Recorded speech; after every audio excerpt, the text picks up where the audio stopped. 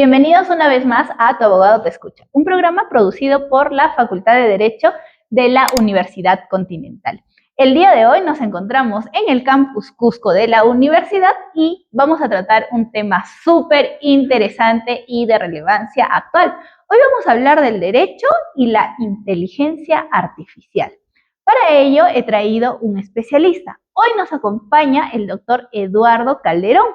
Él es el director del Semillero de Investigación de la Universidad Continental, específicamente de la Facultad de Derecho.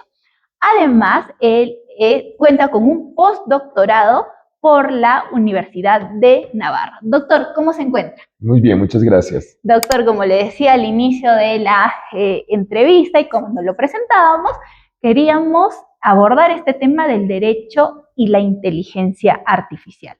Y cuéntenos, ¿cómo la inteligencia artificial ha ingresado en el mundo jurídico? Muy bien. Muchísimas gracias. Claro que sí. Bueno, habrá que decir de que la inteligencia artificial, como cualquier herramienta tecnológica, pues realmente permea muchos aspectos del individuo, de nosotros, de la sociedad. Yo siempre insisto cuando hablo de estos temas de que, pues, pensamos de que el concepto de inteligencia artificial no es un concepto nuevo, es un concepto que sin duda, pues, ya tiene muchos años de evolución, ¿no? Y lo que muy probablemente nos tenga en este vilo de interrogantes jurídicas es la inteligencia artificial generativa, pero pues venimos hablando de procesos de automatización o procesos automatizados desde ya un tiempo atrás y eso ha hecho evidentemente de que el derecho voltee su mirada con una tendencia que es la búsqueda de la seguridad jurídica en sí mismo. De hecho, venimos conversando incluso de contratos inteligentes, venimos conversando de blockchain, que es un tema de la descentralización de procesos, entre otras cuestiones, y hoy en día nos encontramos desde hace unos 2 años atrás en boga de la inteligencia artificial. Entonces, la inteligencia artificial permea el derecho sobre todo por una necesidad de regular cuestiones que puedan, en este caso, vulnerar algunos derechos fundamentales, ¿no? Por ejemplo, solo por poner un ejemplo, sabemos de que la inteligencia artificial generativa pues, nos puede dar contenidos y estos contenidos son siempre cuestionables sobre su autoría. Ahora, en este encuentro que tenemos de semilleros, escuchábamos a uno de nuestros semilleristas hablando sobre la inteligencia artificial y sobre su personalidad, es decir, sobre si las obras generadas por inteligencia artificial son o no obras originales y que puedan ser de protección de propiedad intelectual.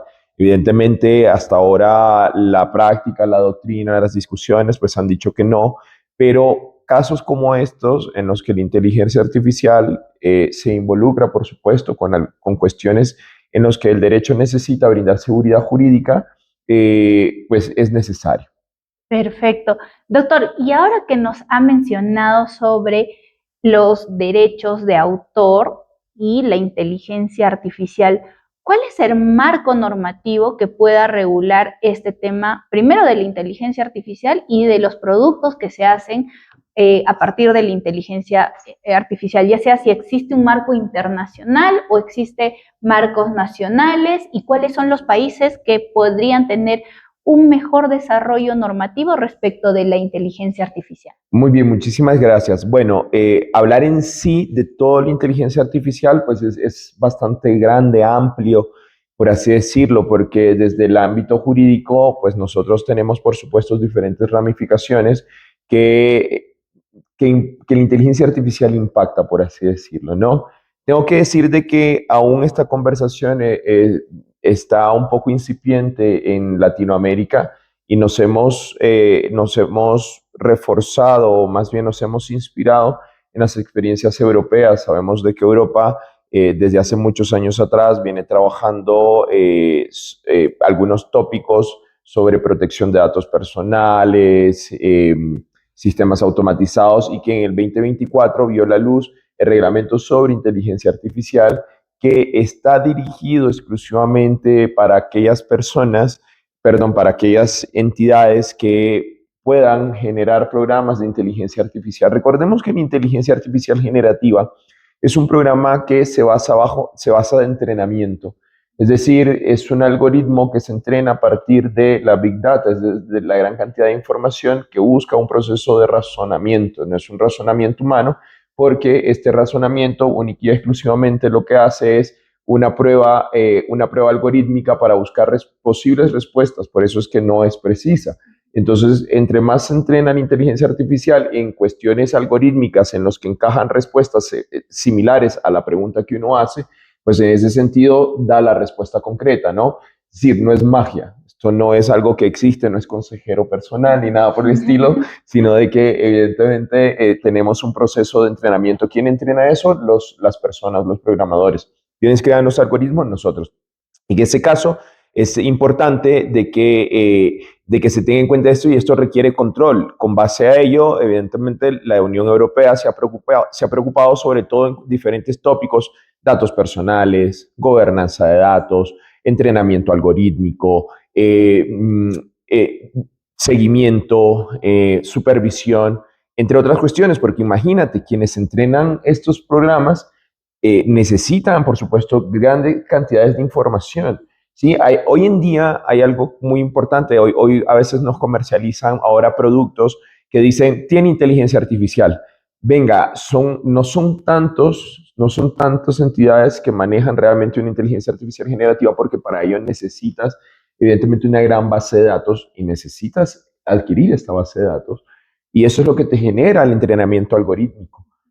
Entonces, nosotros aún no tenemos, hemos dado algunos tópicos. Por ejemplo, en Colombia, la sentencia T323 de la Corte Constitucional, dictada el año pasado, por ejemplo, generó algunos principios un poco abstracto, tengo que decirlo. Es una sentencia un poco revolucionaria, en los cuales se le permite a los jueces utilizar la inteligencia artificial como una herramienta, ¿no? Y son 13, 14 principios que crean un poco esto, porque realmente la regulación de inteligencia artificial todavía es muy abstracta, no la tenemos tan precisa.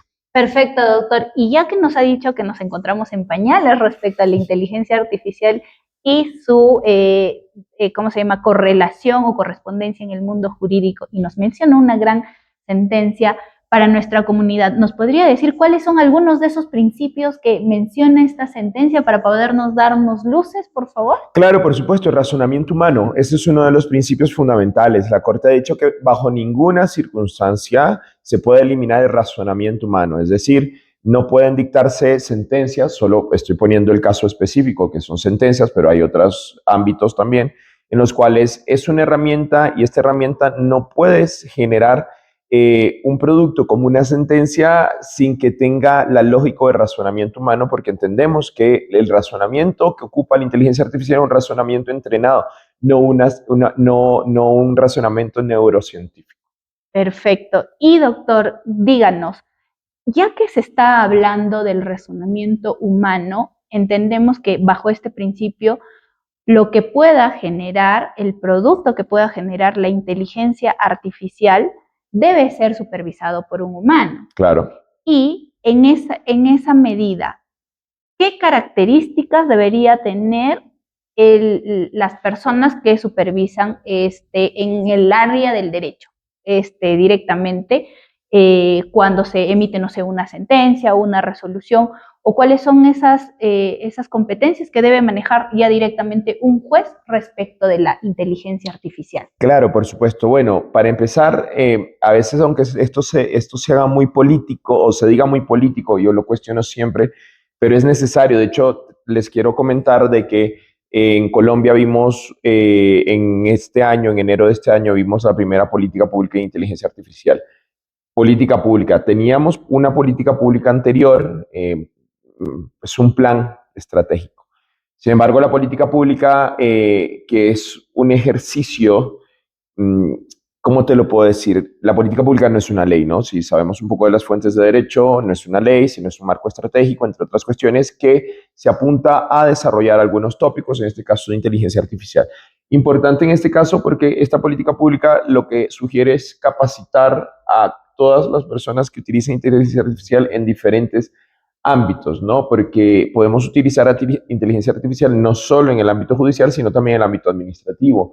Entonces, el primer tópico es, evidentemente, tiene que ser la capacitación, pero a lo que dice sobre el tema de la supervisión, sobre todo la supervisión, porque habrá que incorporar evidentemente al ámbito tecnológico el uso de la inteligencia artificial y también aquellas declaraciones éticas, porque es un tema ético en los cuales se utilice o se declare la utilización de la misma.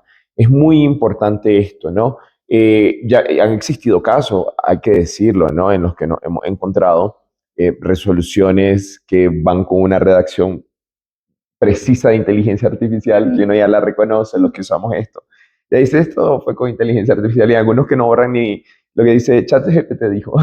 Entonces, bueno, entonces es importante, es muy, muy importante que exista un control y una revisión en cualquier ámbito que exista.